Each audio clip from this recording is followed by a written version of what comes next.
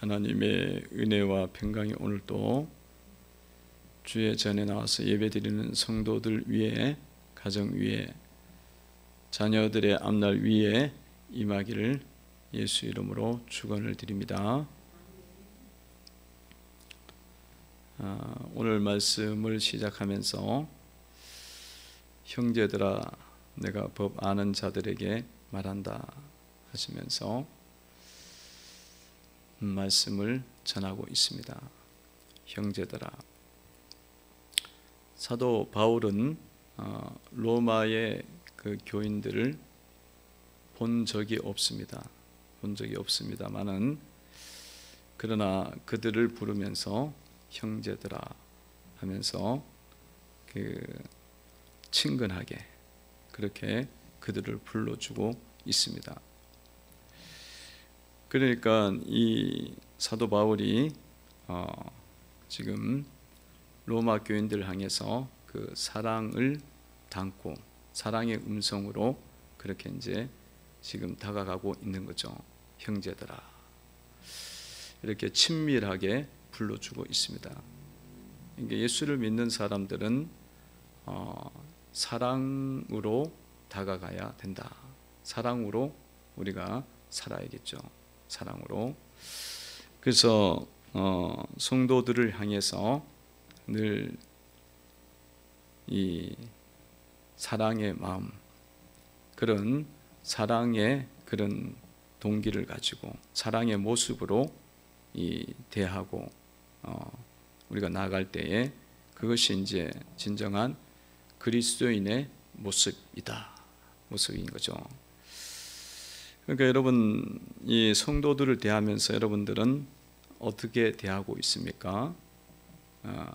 늘 성도들의 그 모습을 우리가 인정해주고 그렇게 또 사랑으로 우리가 대하고, 사랑은 오래 참고 사랑은 온유하며 자기의 유익을 구치 아니하며, 그러니까 이런 태도로 대할 수 있는 것, 그게 이제 성도의 사랑이죠.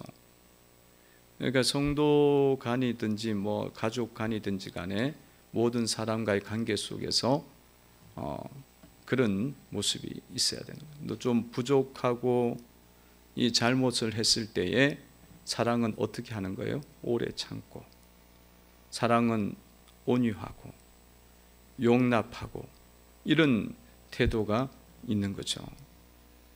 그런 모습이 우리 속에 이제 만들어지고, 이게 뭐 조금 잘못했으면은 사랑이 아닌 율법으로 우리가 대할 때가 많이 있지 않습니까?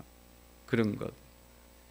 그러니까 이런 모든 것에 대해서 친밀하고 그렇게 사랑으로 대하는, 용납해주는 그런 넉넉한 마음, 그런 성도들이 되어야 되리라 믿습니다. 성도들이 참 부족한 모습을 보였다. 그러면 우리는 사랑으로 대한다 그러면 그 부족한 모습을 우리는 기도해 주는 거예요. 그 부족한 모습을 위해서 우리가 도움을 주는 거예요. 그 부족함을 채워주는 거지. 부족함이 없어지도록 채워주는 그런 게 사랑입니다. 그런 관계성을 가지고 성도들을 볼 때마다 이 성도들을 향해서 늘 서로 기도해주는 그런 관계성으로 나아가야 되리라 믿습니다. 그러니까 뭐 교회를 다니는데도 서로 기도를 이제 해줄 줄을 몰라요. 그러면 이거는 우리가 사랑이 아닌 거죠. 그냥 세상적으로 그냥 교회를 다니는 거예요. 사랑으로 다니는 것이 아니고. 그래서 이 로마의 교인들을 향해서 한 번도 보지 않았지만 그러나 그들을 위해서 기도해주고 있다. 기도해주고 있고 형제들로 불러주고 있고 기도해주고 있고. 그러니까 남들이 또 이렇게 잘못된 모습들을, 교회가 부족한 모습들이 있다. 그러면 교회를 우리가 함부로 이야기를 하지 말고 뭐 또 코로나가 나오고 뭐가 나오고 막 그래갖고 함부로 막 이야기를 하기가 딱 쉽잖아요. 그럴 때마다 그런 걸 보면서 우리가 그거를 어떻게 하든지 잘 이제 이겨나갈 수 있도록 옆에서 기도해 주는 거예요. 같은 교인이니까 더 해야지. 그런 자세가 우리 속에 만들어져야 되리라 믿습니다. 이 형제들은 보지도 못한 사람이에요. 고린도 이 로마 교인들은 바울이 보지도 못했어요. 우리 한국에 있는 교회들도 거의 다 보지 못했고 여러 가지 일들도 일어나고 그렇지만 그런 어떤 우리가 좋은 일만 있는 게 아니라 교회가 늘 사람이 있으니까 부족한 모습이 있고 문제가 일어날 수도 있거든요. 그러면 그것을 두고 도마 위에 올려놓고 마치 나는 그런 일이 전혀 없는 것처럼 하면서 바라보는 게 아니라 그 부족한 부분들을 엮어주고 중보해주고 도와주는 성도가 되고 교회가 되어야 되리라 믿습니다. 이게 이제 그리스도인들의 모습인데, 그래서 사도 바울은 형제들아 하면서 법에 대해서 법 아는 자들에게 말한다 하면서 결혼한 여자에 대해서 말씀을 하고 있죠. 한 비유를 들어요. 결혼한 여자는 남편에 대한 그런 관계성 속에서 항상 한 남편의 아내잖아요. 법적으로 부부잖아요. 그러면은 늘 아내 역할을 해야 되는 거죠. 아내로서 섬기고 아내로서 또 그 모든 의무들을 감당을 해야 돼요. 그러니까 그거는 아내만 그런 게 아니라 남편도 사실은 바꿔 이야기하면 똑같은 거예요. 똑같이 법적으로 의무가 있는 거죠. 다 그렇게 돼 있습니다. 근데 이제 이 여자에게 있어서 남편이 딱 죽게 됐을 때는 어떻게 되겠어요? 그 법적으로는 아무 남편에 대한 의무가 없어져요. 남편이 이제 죽었으니까 결혼 관계가 없어진 거잖아요. 없어진 그 이야기를 지금 하고 있는 것입니다. 그러니까 여러분, 법이라는 것은 어때요? 이렇게 사람이 죽은 다음에는 더 이상 거기에 대한 죄를 묻질 않죠. 그런 부분을 지금 이야기합니다. 그래서 여러분들 가끔씩 듣는 이야기 중에 공소권 없음 이런 이야기들 나오잖아요. 검찰이 공소권 없음으로 판명한다. 가해자가 죽었을 경우에는 죽은 사람을 법으로 뭘 어떻게 하겠어. 그러니까 더 이상 조사도 안 하고 수사도 안 하고 이제 끝나버리는 거죠. 자, 그런 이야기입니다. 근데 이런 비유를 하는 이유가 뭐예요? 이것은 이제 부부간에 법적으로 어떤 그런 법적인 원리가 있다, 그런 이야기를 하려는 건 아니겠죠. 그건 아니고 사람들이 예수님이 오시기 전에는 율법이 남편이 되어서 그 율법을 따라야만 했다는 겁니다. 근데 예수님이 오시고 난 다음부터는 이제는 율법을 따르는 것이 아니라 예수님 아래에 이제 있게 됐다, 그 말씀을 하는 거예요. 4절에 보면은 그렇게 나와 있습니다. 4절을 보면 이런 말씀이 있습니다. 읽어봅니다. 시작. 그러므로 형제들아, 너희도 그리스도의 몸으로 말미암아 율법에 대하여 죽임을 당하였으니 이는 다른 이 곧 죽은 자 가운데서 살아나신 이에게 가서 우리가 하나님을 위하여 열매를 맺게 함이니라. 아멘. 예수님이 우리에게 왔어요. 또 우리가 예수님에게 가게 됐습니다. 그러면서 우리가 십자가에서 우리가 죽잖아요. 그렇게 우리는 죽어버렸기 때문에 율법과는 이제는 관계가 없게 되어지고 이제 예수님에게 가서 예수님 앞에서 우리는 거룩한 열매를 맺는 삶을 살아야 된다는 거예요. 그러니까 이제는 율법의 수준에서 사는 게 아니라는 거예요. 그러니까 예수님의 그런 안에서 예수님을 남편으로 삼아서 이제 살아야 된다는 거예요. 예수님에게 이제 가게 된 거예요. 우리가 예수님의 신랑이 되고 우리가 신부가 되는 겁니다. 그러면 이제 예수님 안에 살게 되어지면 열매를 맺게 된다. 맺게 돼요. 기쁨과 감사의 열매가 맺어지게 되어지고 또 많은 영적인 자녀들이 일어나게 된다는 것입니다. 우리가 이제 예수님과 연합이 되어졌잖아요. 영적으로 연합이 되어졌습니다. 예수님은 포도나무고 우리는 가지니까 포도나무에 붙어 있는 가지, 예수님은 신랑이고 우리는 신부니까 그런 관계성 때문에 우리 속에 이제 예수님으로부터 오는 그런 거룩한 열매가 우리 가운데서 이제 만들어집니다. 기쁨과 감사의 열매가 일어나게 되어지고 많은 영적인 자녀들이 우리 가운데서 또 우리를 통해서 이렇게 만들어지게 된다는 거죠. 그러면 율법이 그러면 필요 없는 것인가? 또 그렇지만은 않다는 거예요. 오늘 말씀해 보니까 율법이 필요 없는 것은 아니다. 9절에 보면 이렇게 말씀하고 있어요. 읽어봅니다. 시작. 전에 율법을 깨닫지 못하였을 때는 내가 살았더니 계명의 이름에 죄는 살아나고 나는 죽었도다. 아멘. 자, 율법이 없을 때는, 율법을 혹은 깨닫지 못했을 때는 내가 살았다. 사실은 살았다는 게 그냥 잘 살았다는 이야기가 아니고 그냥 제가 죄인지 몰랐다는 거예요. 율법이 없으니까 그냥 방종에 빠져서 사는 거지. 근데 그게 이제 살아있는 것처럼 느껴지는 거야. 이게 살아있는 거구나. 그러나 실제로는 그 사람은 죄를 지은 자이기 때문에 결국은 사망에 이르게 돼 있어요. 사망에 이르게 돼 있어요. 단지 그렇게 잘 모르는 것뿐이죠. 근데 율법이 딱 계명이 이르게 되어지니까 죄는 살아나고 나는 죽었도다. 그 계명이 딱 오니까 내가 죄를 지은 존재이구나, 죄인이구나, 그걸 깨닫기 시작하는 거예요. 그러니까 내가 죄인이니까 죽는 거죠. 죄를 이렇게 많이 지으니까 계속 사망에 이르는 거예요. 사망에 이르는 그런 삶이 되게 되는 걸 알게 된다는 것입니다.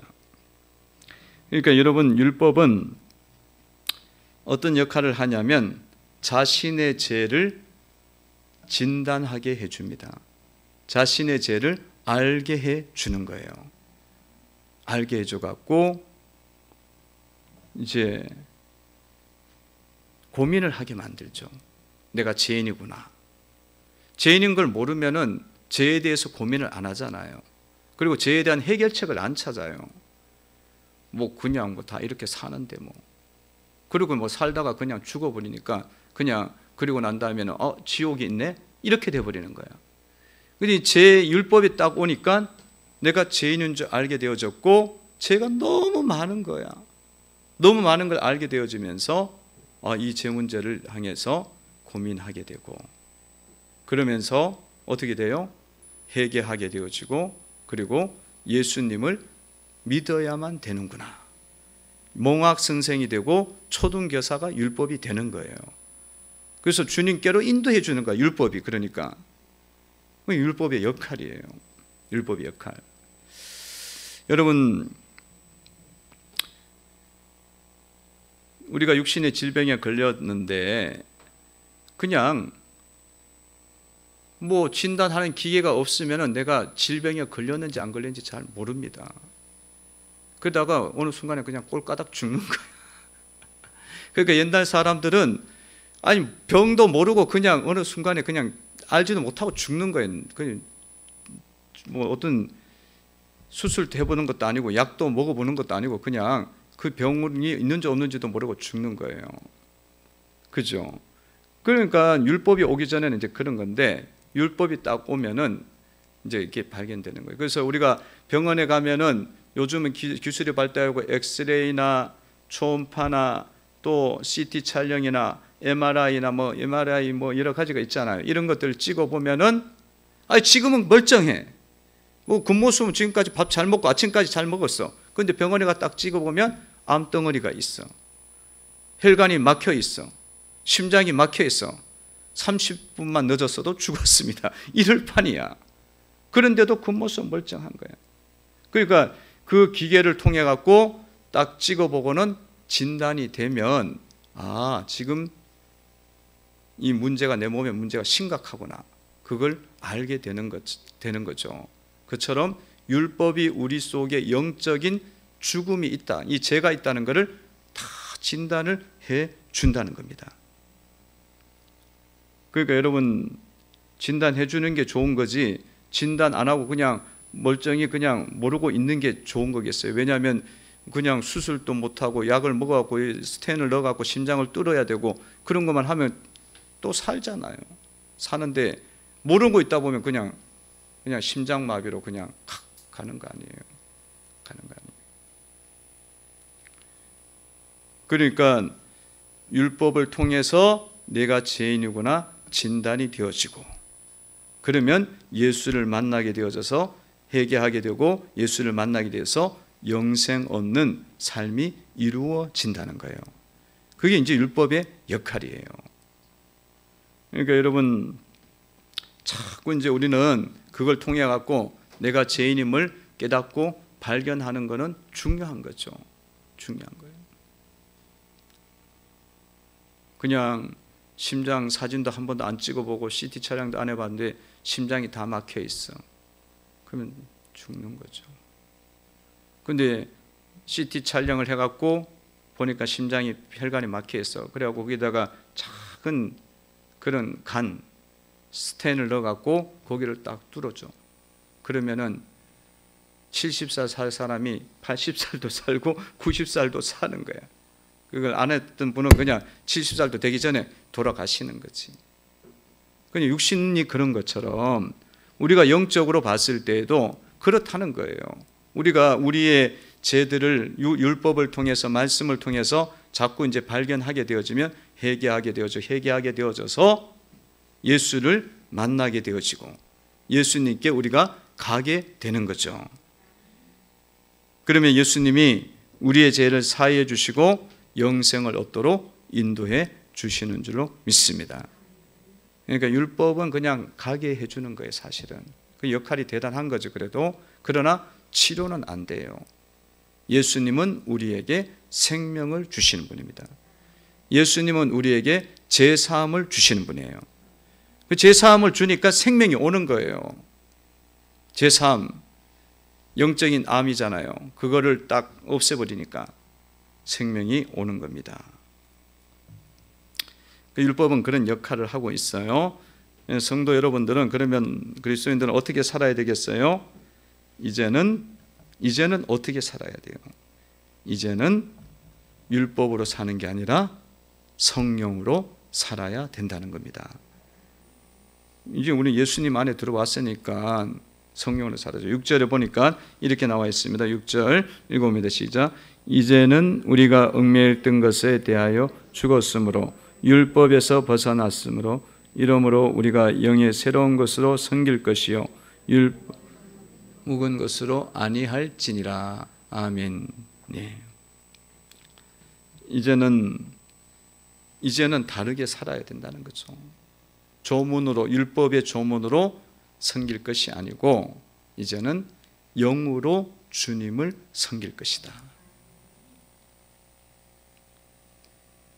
그러니까 여러분,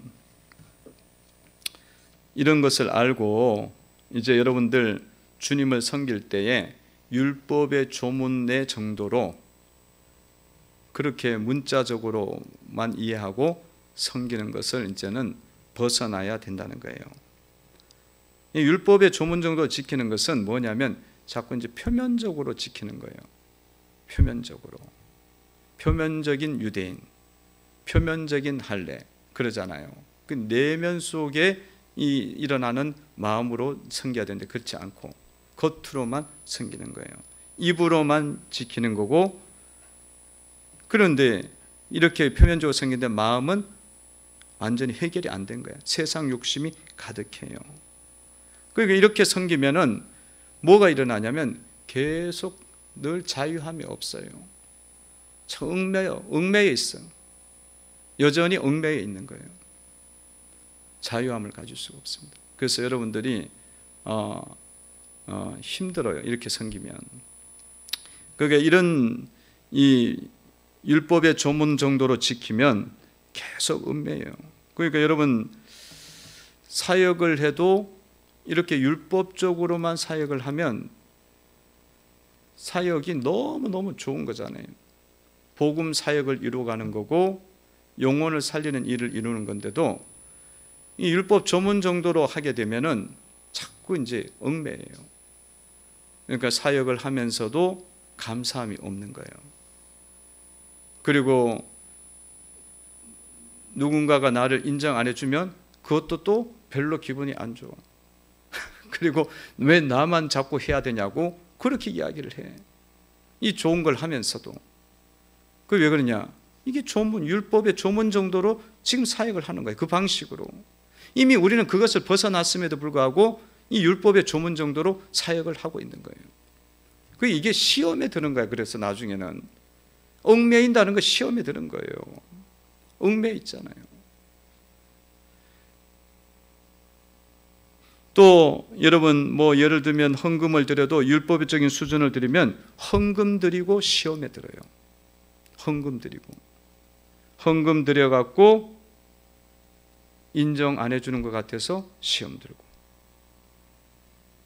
얽매이고 자기 마음에 힘듦이 오고 헌금 드렸는데도 불구하고 하나님이 왜 나를 축복을 안 해주나 그러면서 또 안 주는 것처럼 생각 드는 거예요. 자꾸 그러면서 또 힘들어. 그렇습니다. 그러니까 성도 여러분들이 주님을 우리가 섬길 때에 이제는 율법의 조문이 아니라 영의 새로운 것으로 주님을 섬겨야 되는 줄로 믿습니다.